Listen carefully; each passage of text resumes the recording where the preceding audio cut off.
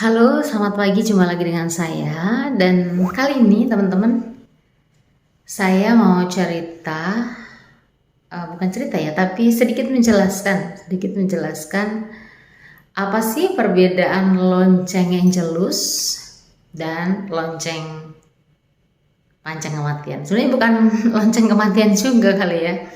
Lonceng yang dibunyikan saat jenazah datang dan ketika jenazah diantar ke tempat pemakaman. Oke, yang pertama, ini seperti ini, yang seperti ini. Nah, lonceng Angelus, ya. Lonceng ini dibunyikan setiap pukul 6 pagi, lalu pukul 12 siang dan pukul 6 sore atau pukul 18. Jadi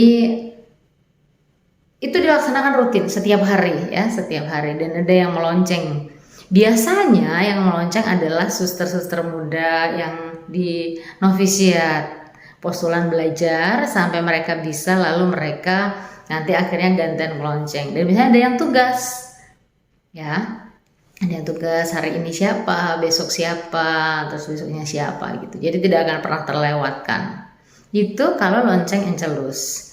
Di lonceng Angelus sendiri itu kalau masa biasa doanya pasti berbeda ketika masa Paskah ya. Kalau orang Katolik pasti paham ya. Kalau doa Paskah itu pakai Ratu Surga gitu ya. Jadi loncengnya 3, terus 12, terus 3, 12, 3, terus 12, terus lonceng panjang, begitu ya. Nah, sementara lonceng, kalau kami menyebutnya lonceng kematian, tapi bukan lonceng kematian. Lonceng ini dibunyikan ketika ada suster FSGM yang meninggal. Jadi di rumah pusat kami di Pringsewu itu ada kapela yang dulu yang dipakai oleh umat Katolik Pringsewu sebagai gereja paroki. Jadi awalnya dulu kapelnya kami, karena umat di Pringsewu belum punya gereja paroki, maka umat misa di kapel kami gitu ya. Lalu diperlebar sampai lebar dan memuat umat. Kemudian ketika umat sudah memiliki gereja, mereka ke gereja paroki, akhirnya kapel ini kembali menjadi kapel ruang doa kami. Oke, kembali ke lonceng. Nah, semua suster FSGM yang meninggal, entah itu di mana saja, baik meninggal di rumah sakit di Jakarta, rumah sakit di Gisting, Batu Raja, atau Bandar Lampung, dimanapun mereka meninggal, pasti akan dibawa ke rumah pusat FSGM yang di Indonesia itu di Pringsewu di Lampung. Nah, ketika jenazah datang iringi dengan ambulan dan mobil, sebelum sampai di kapel kurang lebih 1 kilo gitu, itu lonceng kapel dibunyikan. Bedanya apa dengan ketika lonceng Angelus? Ini bedanya adalah lonceng ini panjang. Panjangnya itu bukan 3, 12, 3, 12, tapi terus teng seperti ini. Nah, seperti ini ya. Ini ketika jenazah mau datang ke kapel, dan biasanya suster-suster itu menunggu jenazah itu dengan berbaris sepanjang depan kapel sampai ke jalan menuju pintu masuk. Jadi kami ada lorong yang memasukkan dari jalan raya itu ke biara kami, itu ada kayak gang gitu yang penuh dengan tanaman-tanaman apa itu, pinang apa ya, itu. Lalu mereka berbaris di situ, dan ketika mobil jenazah masuk dengan iringan para suster, itu lonceng bunyi sampai kapan? Sampai jenazah masuk ruang kapel.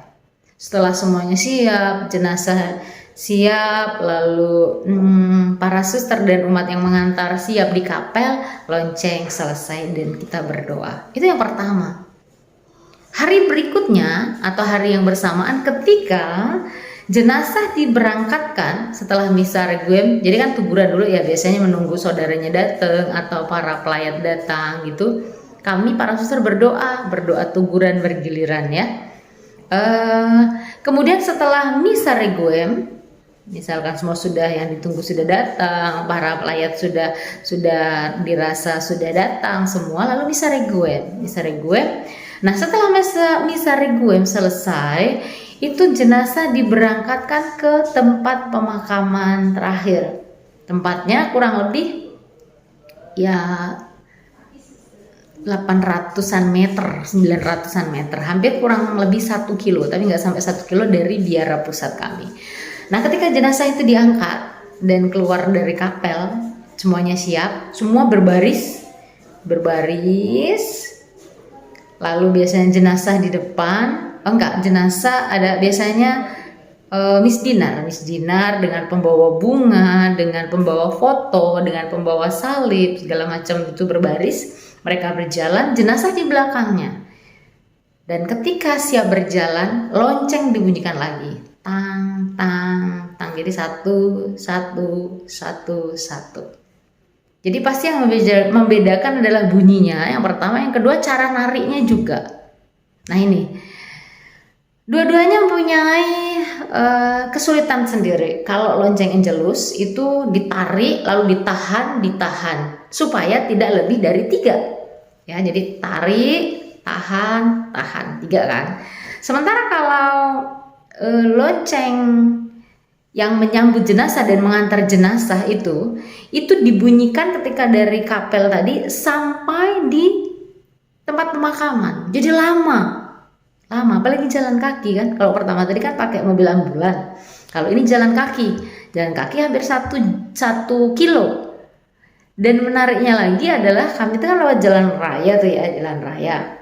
Jadi biasanya dengan sendirinya kalau ada iring-iringan Miss Dinar, pembawa foto, bunga, jenazah, lalu kami para suster jadi panjang gitu. Lalu pengendara yang lain akhirnya berhenti karena kami lewat, dan mereka ya sangat menghormati kami lewat, mereka tidak menerobos gitu, nggak bisa juga kali menerobos ya, dan mereka sangat menghormati. Lalu kami lewat dan itu lonceng dibunyikan terus, tang, jadi tarik, tahan,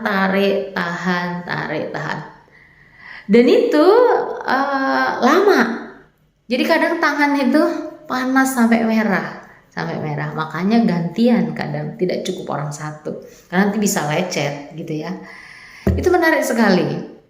Untunglah kadang-kadang yang meninggal itu tidak sering. Kalau sering kan bayangkan narik gitu ya kadang yang namanya hidup manusia kan tidak ada yang tahu. Ada 2 tahun sekali, 1 tahun sekali, tapi juga kapan hari ada yang cepat seminggu 2 kali gitu. Oke, begitu.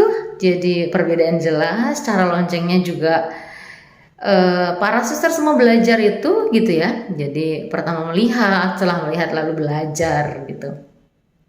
Terima kasih untuk sudah mau menonton dan mendengarkan video saya. Sampai jumpa lagi dan tetap jaga kesehatan. Sampai jumpa.